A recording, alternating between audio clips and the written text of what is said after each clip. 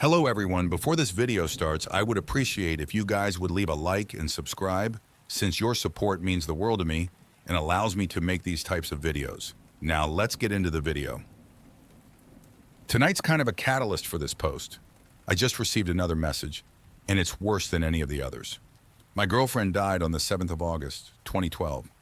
She was involved in a 3-car collision driving home from work when someone ran a red light. She passed away within minutes on the scene. We had been dating for 5 years at that point. She wasn't big on the idea of marriage. It felt archaic, she said, gave her a weird vibe.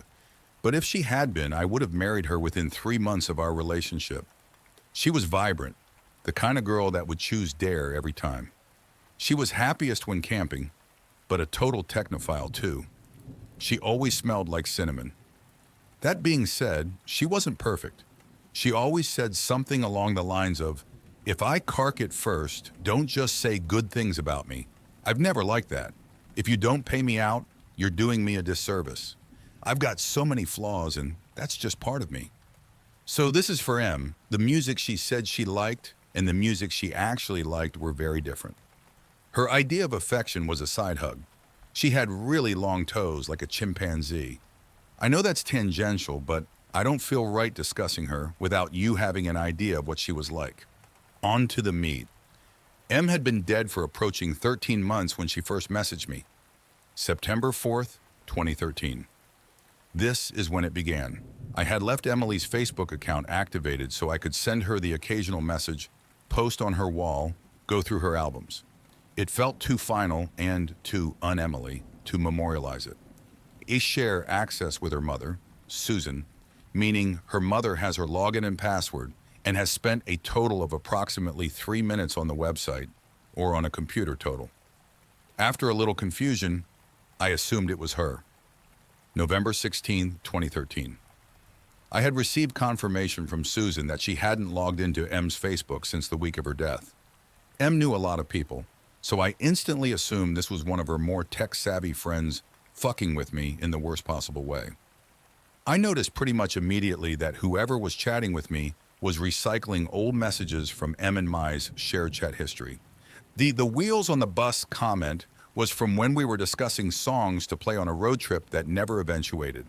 Hello happened a million times. Around February 2014, Emily started tagging herself in my photos. I would get notifications for them, but the tag would generally always be removed by the time I got to it. The first time I actually caught one, it felt like someone had punched me in the gut. She would tag herself in spaces where it was plausible for her to be, or where she would usually hang out. I've got screenshots of 2 from April and June. These are the only ones I've caught, so they're a little out of the timeline I'm trying to write out. http://i.imgur.com/x9-5ajj.png http://i.imgur.com/55fwxkt.png. Say, around this period of time, I stopped being able to sleep.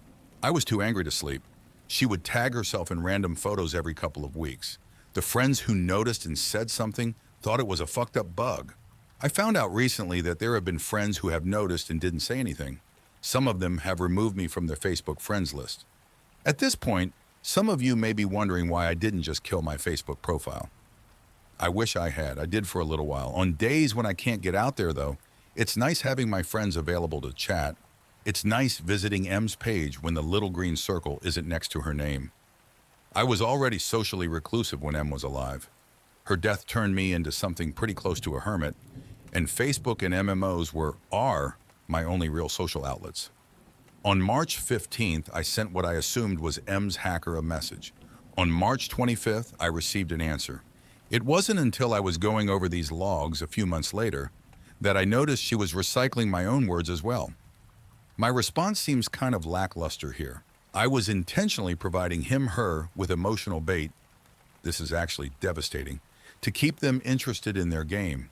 I was working off the assumption that the kind of person to do this would be the kind of person that would thrive on the distress of others. I was posting in tech forums, looking for ways to track this person, contacting Facebook. I needed to keep them around so I could gather evidence. Before anyone asks, yes, I had changed the password and all security info countless times. 16th of April. I received this. This seems like word salad. Like all our conversations so far, it's recycled from previous messages she sent. 29th of April. I hadn't discovered any leads. Facebook had told me the locations her page had been accessed from. But since her death, they're all places I can account for.